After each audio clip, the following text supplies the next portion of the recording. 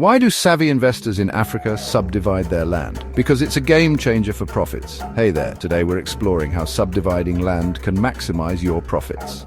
Subdividing is simply splitting a large piece of land into smaller plots. But why bother? Well, let's break it down. First, smaller plots are easier to sell. Imagine having a huge cake. It's tough to find someone hungry enough to buy the whole thing. But slice it up and everyone wants a piece. In many African countries, demand for smaller, affordable plots is skyrocketing.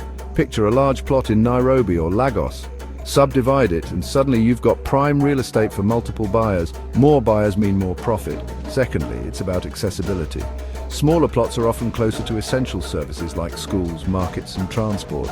This makes them more attractive to families and businesses.